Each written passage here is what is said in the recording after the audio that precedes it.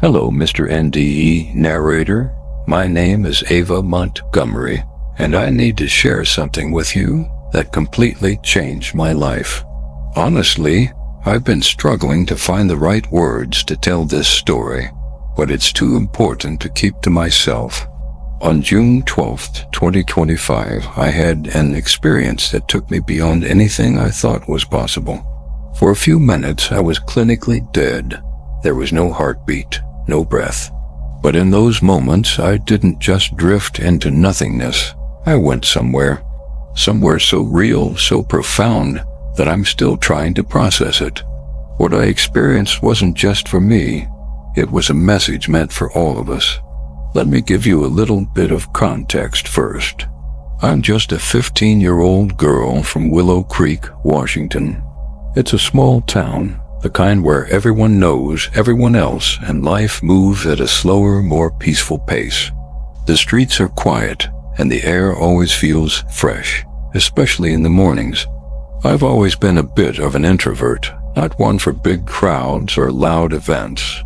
Instead, I find comfort in the simple rhythms of life, school, family, and the quiet moments that make everything feel right.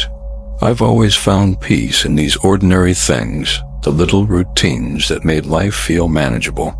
Willow Creek is the type of town where you feel safe, where nothing unexpected ever seems to happen. The rhythm of life is steady, and the residents know one another by name.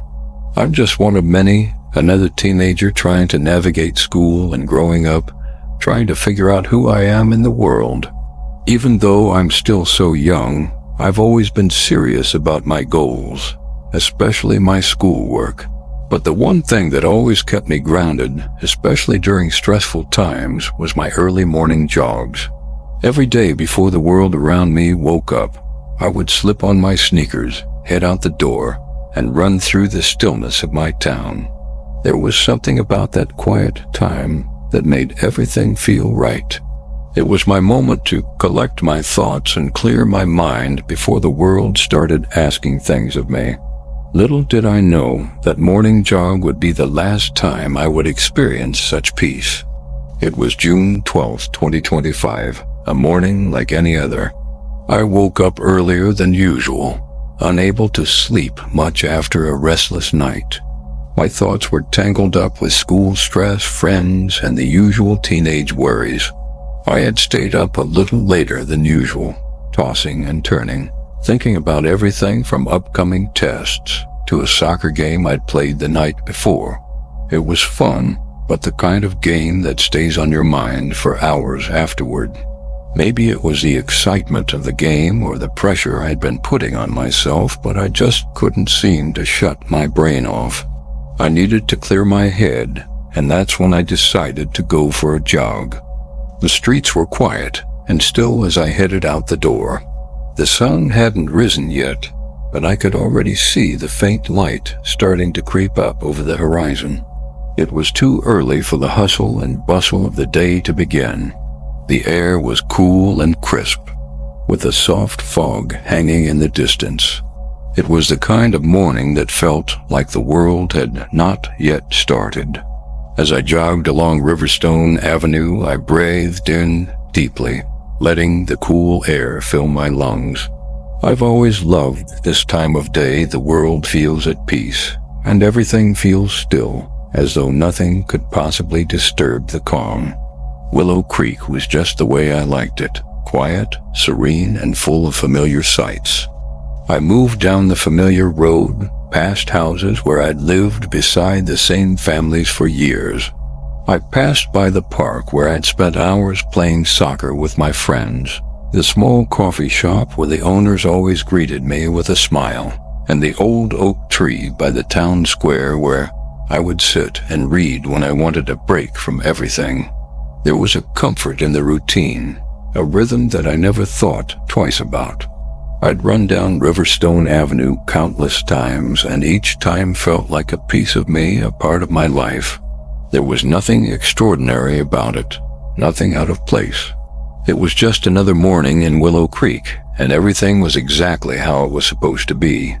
I remember crossing the street near the park, My mind focused on the rhythm of my breathing and the soft crunch of my sneakers against the pavement. I didn't think anything of it. After all, it was just another normal day, right? The streets of Willow Creek were always quiet, serene, and safe. The world felt small in the best way, a peaceful corner of life where nothing could go wrong. But as I stepped into the crosswalk, moving towards the corner of Riverstone Avenue, something happened. I didn't see it coming, didn't hear it until it was too late. There was a car speeding down the road, its headlights blinding in the morning fog. I never saw it, never heard the tires screeching, never had a chance to react.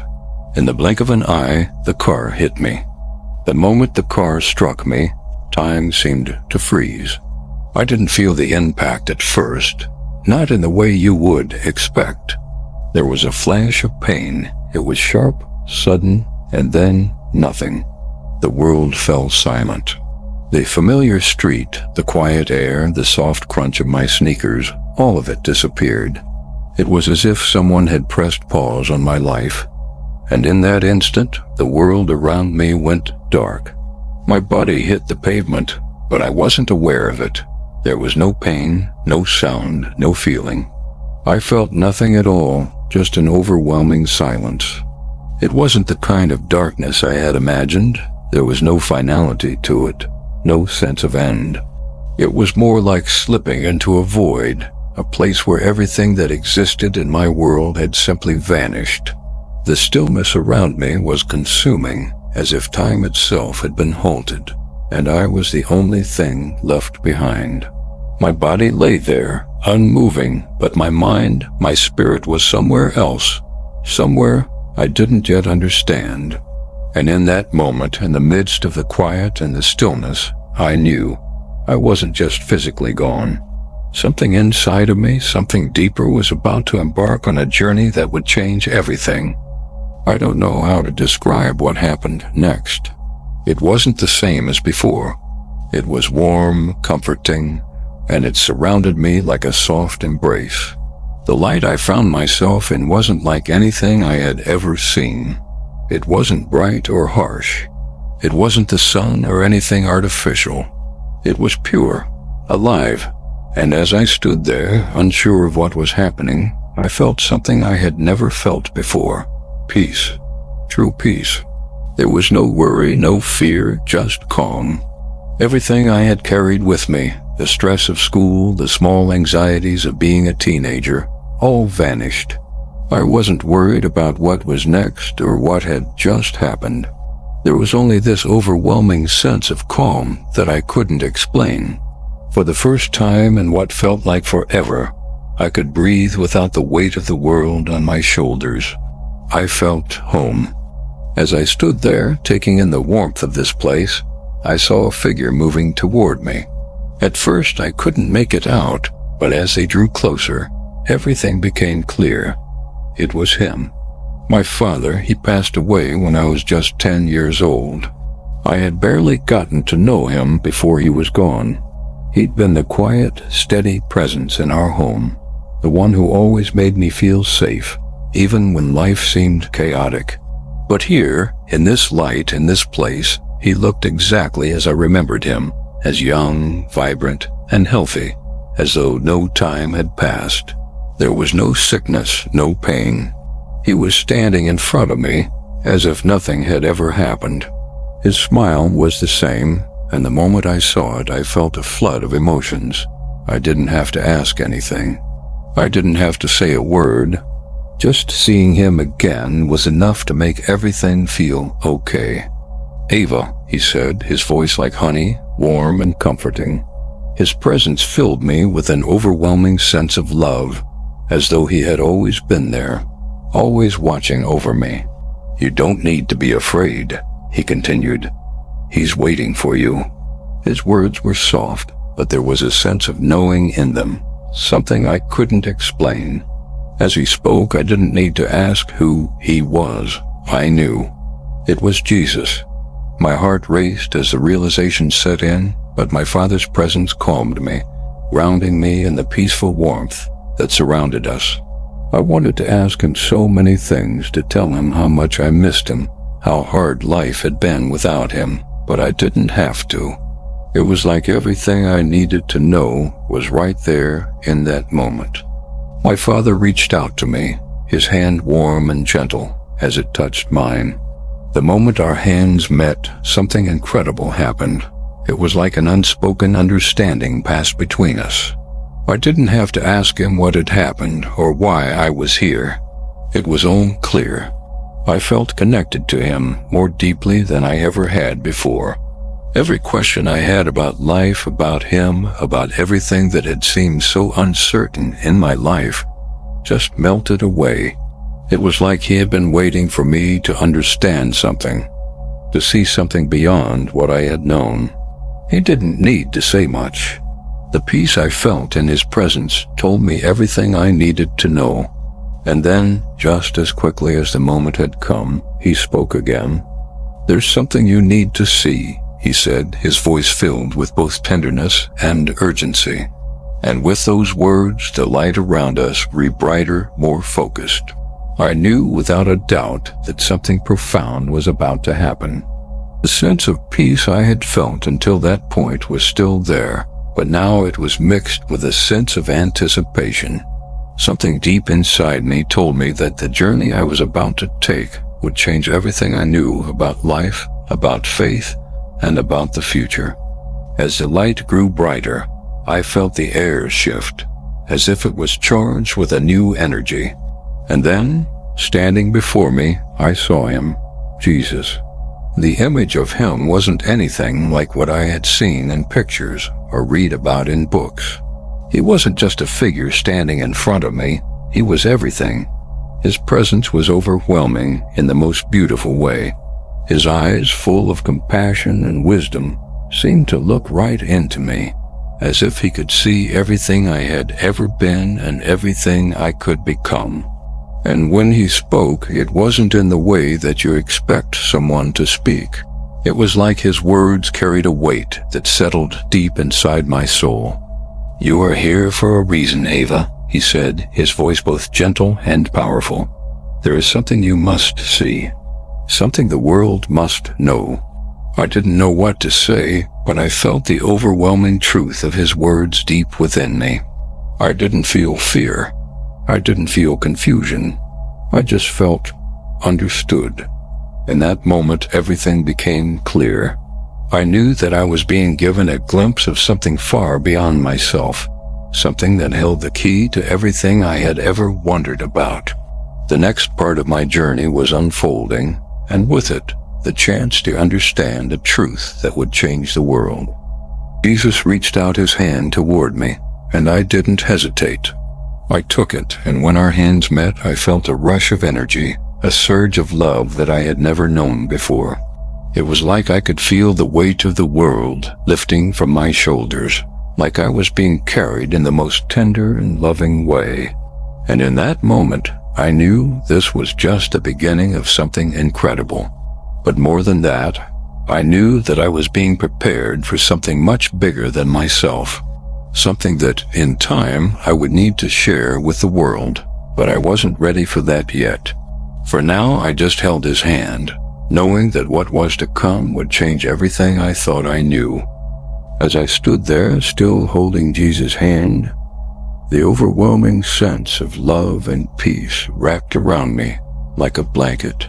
There was no fear, no anxiety, only this deep, unshakable calm. It was like everything I had ever known had faded away, leaving only this encounter. And yet, as the warmth of his presence washed over me, I knew that I was about to see something far greater than anything I could have imagined. The air around me seemed to shift, and a deep hush fell over everything. In that silence, I could feel the weight of his gaze, a gaze that went beyond anything I could understand. It wasn't just a look. It was as if he could see straight into the depths of my soul, past all my fears, all my uncertainties. There was no hiding from him. It wasn't just his eyes that saw everything. His presence seemed to pierce through me, revealing things I hadn't even known about myself. Before I could say anything, Jesus spoke, and his voice seemed to echo through the very core of my being. It was gentle, but there was an authority in it that I could not ignore. "Ava," he said, "you have come here for a reason." The weight of his words was so powerful that it took my breath away. I wanted to speak, to ask questions, but the words wouldn't come. I just stood there, overwhelmed by his presence, unable to move or speak, as if the entire universe had come to a standstill. I felt small, insignificant even, in the face of this divine being. And yet there was no condemnation, no judgment. There was only compassion. There was no question in my mind that I was in the presence of something greater than anything I could have imagined. I sank to my knees, not because I was afraid, but because I was in awe. I had never felt anything like this before, not in my life, not in the quiet moments when I thought I was at peace. This was something else entirely. It was as if everything I had known before had been a mere shadow compared to the light of Jesus' presence. I had heard of him, read about him in church, and listened to others speak of his power and love, but nothing had prepared me for this moment. The world as I knew it had faded into oblivion, leaving me with nothing but his presence. I couldn't help but feel completely humbled, as though I had been called here for a purpose far beyond anything I could understand. Then, as if sensing my confusion, Jesus spoke again, this time with a tenderness that eased the weight of the moment. "There is something you must see," he said, his voice softer now, almost like a whisper that filled the air around me. As he spoke, the light around us grew brighter, more intense, until it felt like the entire world was bathed in the most brilliant, radiant glow. The light was warm, but it was also overwhelming, and I had to squint to see anything clearly. Slowly, as if the very fabric of reality was shifting, a vision began to form before me. I could see flashes of the world, but not the world I knew. No, this was something different, something distant, yet so familiar. It was a world filled with people, busy with their lives, but something was wrong. As I watched, the vision grew clearer, and I saw the people. They were busy, distracted, absorbed in their phones, their devices. Everywhere I looked, people were looking down at their screens, swiping, scrolling, typing. They weren't talking to each other. They weren't even aware of their surroundings. They were lost in their own worlds, separated from the world around them. Families sat together, but no one spoke.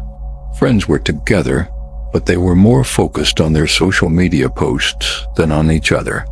Even in moments when they should have been present, when they should have been connected to the people around them, they were disconnected. It was as though the very essence of human connection had been stripped away. There was no laughter, no deep conversations, just the cold glow of screens, drawing people away from what truly mattered. I watched as they moved through their lives, unaware of the distance that was growing between them and those they loved. "This," Jesus said, his voice calm but filled with urgency, "is the great distraction. The enemy is at work, pulling people away from what is important. People are consumed by things that do not matter, focused on the temporary, forgetting the eternal." As he spoke, I could feel the weight of his words. It wasn't just a warning, it was a call to wake up. Jesus' eyes pierced through me, as if I too were being reminded of how easy it was to get lost in distractions. How easy it was to lose sight of the things that truly mattered. Love, connection, faith, purpose. We had become so absorbed in the noise of the world, so consumed by the constant stream of information and entertainment, that we had forgotten what it meant to truly live, to be present in the moment. The world had become a place where everyone was rushing, but no one was truly going anywhere. "Tell my people to wake up," he said, his voice filled with both sorrow and hope. "Tell them to refocus their hearts and minds on me, The distractions are part of a larger plan to pull them away from their true purpose. But it is not too late. They can still turn back. The vision of people absorbed in their screens faded, but the message remained clear.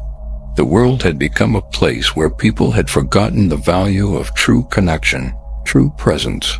It wasn't just a matter of technology. It was a matter of priorities, of what we chose to focus on. Jesus had shown me a glimpse of the world's distractions, but he had also shown me the solution. Refocus, reconnect, and remember the things that truly matter. The vision faded, but the weight of his words remained. As I knelt there, processing everything I had just witnessed, I felt a deep sense of responsibility. Jesus had revealed the future to me, and I knew that my journey wasn't over. There was more to come, but the first step had already been shown to me. The world was heading into a time of distractions, but there was still hope. People could still turn back, refocus, and return to what truly mattered. The message was clear. The world was at a crossroads, and it was up to each individual to choose which path to take. The distractions would continue, but the choice to disconnect from them and reconnect with what was truly important was in our hands. After the vision of distractions faded, I was still kneeling before Jesus, filled with a sense of awe and humility. But the moment wasn't over. As I looked up at him, the warmth of his presence filled me once again, and he spoke, his voice gentle but firm. "There is more you must see, Ava," he said. "The world is entering a time of both darkness and light, a time where many will be led astray." I felt a deep sense of unease wash over me as I wondered what he meant. The light around us shifted again, and suddenly the world around me seemed to change. The vision unfolded, and I saw a world unlike the one I knew. It wasn't just people distracted by their phones or busy with meaningless tasks anymore. No, this was something much darker, more insidious. I saw a world filled with beautiful beings. These were charismatic, radiant figures that seemed to offer peace, unity, and love. They spoke words that seemed so right, so reassuring, offering solutions to the world's greatest problems. They promised harmony, a world without strife, a world where everyone could live in peace. And yet, there was something wrong. Their words, though beautiful, were mixed with lies. The more they spoke, the more people seemed drawn in, entranced by their promises. People listened, captivated by the allure of these beings, believing every word they said. But as I watched, I felt a sinking feeling in my chest. There was something off about all of it. The peace they promised wasn't real. The unity they spoke of was shallow, fragile. Behind the smiles and kind words, there was deception. Jesus' voice broke through my thoughts, filled with urgency. "These beings are not from me, Ava," he said. "They speak of peace, but it is a peace that cannot last. They lead many astray with their lies, promising things that will never be delivered. The world will follow them, thinking they have found the answer, but they are being deceived." I could feel the weight of his words, the warning that came with them. He looked at me, his eyes filled with sorrow, but also with strength. "Tell my people to stay rooted in my word, for it is the only truth that cannot be shaken. Everything else will pass away, but my truth remains." I felt a deep urgency in his words. The world was being led down a dangerous path, and many would follow. The lies would seem so convincing, the promises so sweet, but they were nothing more than a trap. The vision shifted again, and this time I saw something different. The scene before me was no longer darkened by deception. Instead, it was filled with light that was bright, shining, and full of hope. I saw people from all walks of life all around the world, turning back to faith. It started small, with individuals choosing to follow Jesus, standing firm in their belief, despite the world's growing opposition. But as the revival spread, It grew into something much bigger. Whole communities began to come alive with faith, people began to pray together, and families healed. Miracles were happening everywhere. People were being healed, lives were being transformed. It was a true awakening, one that filled me with hope and joy. But with the revival came persecution. I saw believers filled with the light of Christ, standing strong in their faith, but they were mocked, ridiculed, and attacked for what they believed. Their message of hope was met with hate. Some were imprisoned, others beaten, and some even killed for their faith. Yet, despite the suffering, the joy of the believers was unshakable. Their faith did not waver. They stood firm even in the face of death because they knew the truth. They knew that the reward for their faithfulness was eternal. I could feel the strength of their spirits, the courage they had to stand firm when everything around them seemed to crumble. Jesus had warned me that following him would come at a cost, but seeing it in this vision made me realize just how costly it would be. And yet, despite the cost, these believers remained resolute, their faith unshaken. Jesus' voice echoed in my mind, filled with both sorrow and hope. "Tell my people to stand firm," he said. "The days ahead will be difficult. They will face persecution and suffering, but they must remember that the reward for their faith is eternal. Tell them to not be afraid of the cost, for the price they pay now is nothing compared to the glory that awaits them." His words were a command, but they were also a comfort. He wasn't just warning me about the trials ahead. He was also giving me the strength to face them. "I will be with them always," he said, "and those who trust in me will find peace beyond understanding, even in the midst of trials." The vision began to fade, but the weight of Jesus' message remained heavy on my heart. I could feel the burden of it, but also the hope. The world would face darkness, but there was a way out, a way of light, of truth, and of hope. The great deception would draw many, but the great awakening would offer the world the chance to choose the truth. And while the cost of following Jesus would be high, the reward would be far greater. As the vision faded and I found myself kneeling before Jesus again, I knew that my purpose wasn't just to witness these events, it was to share them with the world. There was a storm coming, but there was also hope, and that hope was in Jesus. As I knelt there, absorbing everything Jesus had shown me, a new sense of anticipation filled the air. The peace that had enveloped me began to shift, transforming into something more powerful, something far beyond anything I had experienced. I knew that what was to come would be the final part of this incredible vision. Jesus spoke again, his voice calm but filled with purpose. "Ava," he said, "what you are about to see is the culmination of all that has been promised." The light around us intensified, and I could feel the air growing heavier, charged with energy. A soft rumble echoed in the distance, and I looked up to see the sky begin to part. It was as if the very heavens themselves were opening, and in that moment, I understood. This was the moment I had been waiting for, and that is the great return. I watched, breathless, as Jesus began to ascend into the sky, his figure surrounded by legions of angels. The light around him was blinding, but it was a beautiful kind of brightness, one that filled me with both awe and reverence. His face, full of love and power, shone like the sun, and I couldn't take my eyes off him. The angels surrounded him in a heavenly procession, their wings spreading wide as they moved in perfect harmony. The earth beneath me seemed to tremble, and I felt the weight of what was happening. This was the fulfillment of prophecy, the moment when Jesus would return in glory, just as he had promised. As he descended from the heavens, the world below stopped. Everything fell silent. People paused in their tracks, unable to do anything but gaze upward in awe. Some dropped to their knees in worship, their faces filled with reverence, while others stood frozen in fear.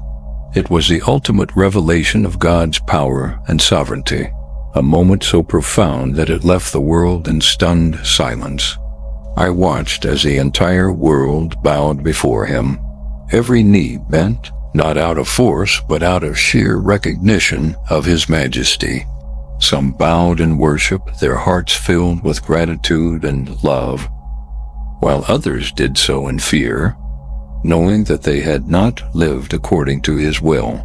It was a moment of reckoning, a moment when the truth of who Jesus was could no longer be denied. I felt the weight of this moment deep in my soul. The vision was so real, so vivid, that I could hardly comprehend it. This was the moment the world had been waiting for. Jesus' return was not just a promise, it was now a reality. It was as if the whole universe had paused, holding its breath, as God's plan for humanity reached its final fulfillment. In the midst of the awe and reverence, I heard Jesus' voice again, calm and steady.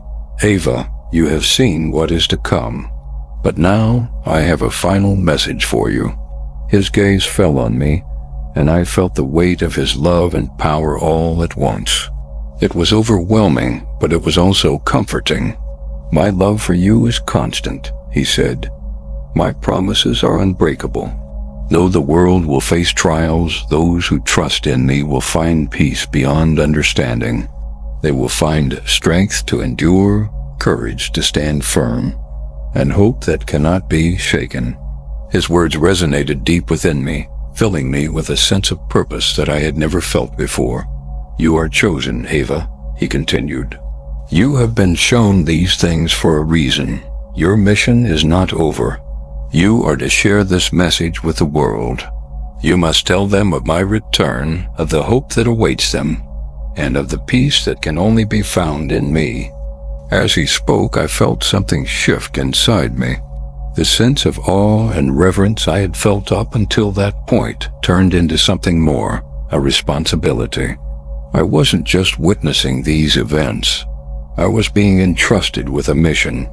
I had been shown the great return, and now it was up to me to share this message with others.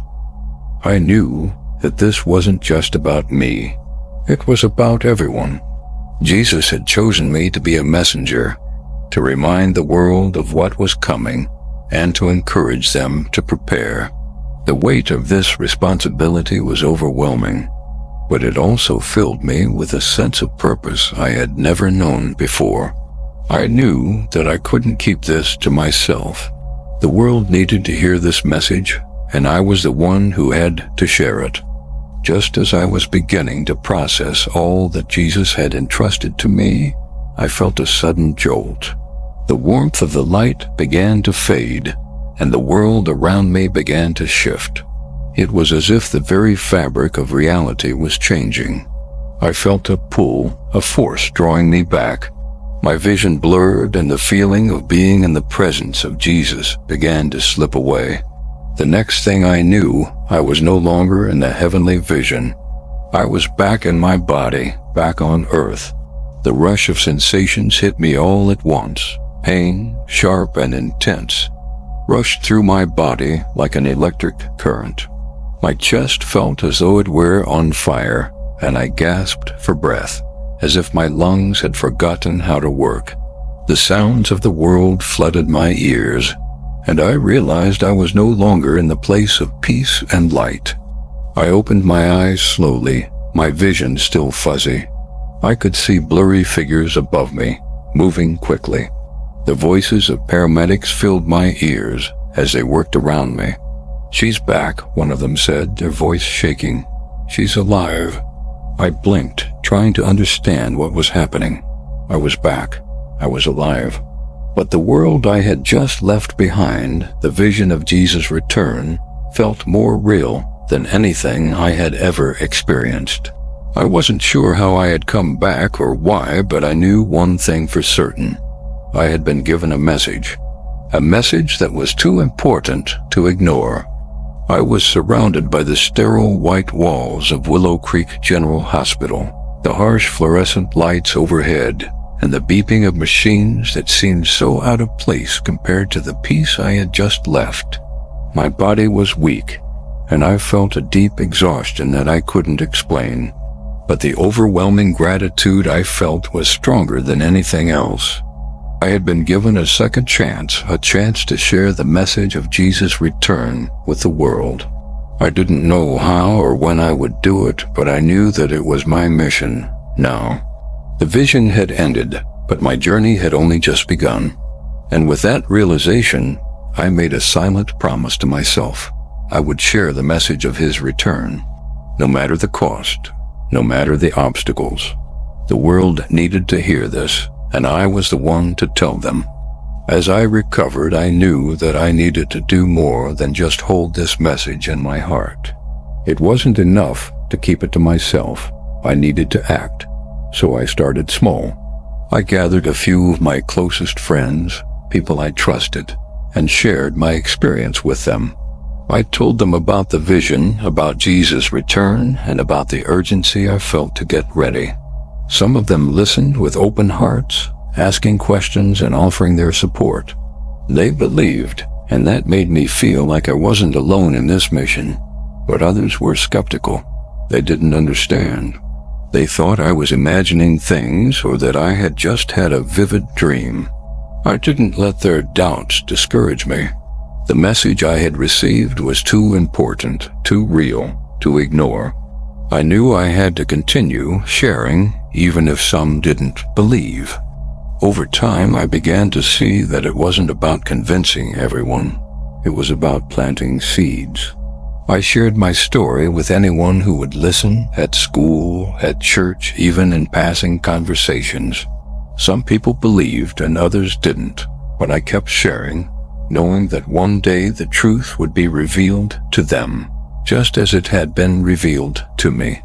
As more people listened, the small group I had started began to grow.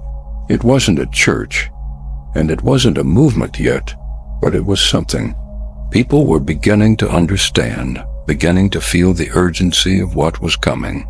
One evening, as I stood before a small group of friends, sharing the message I had received, I felt a deep sense of peace. I knew that the time was coming. I didn't know when, and I didn't know how, but I knew that Jesus' return was near. I felt the weight of his message in my heart, and I knew that I had to keep sharing it, no matter what. I told everyone in that room, and I tell you now, prepare yourselves. The world is changing. The storms are coming, but so is the light. Hold fast to your faith. Trust in Jesus, for his promises are true. And when he comes, every knee will bow, and every tongue will confess that he is Lord. Be ready, for the time is near.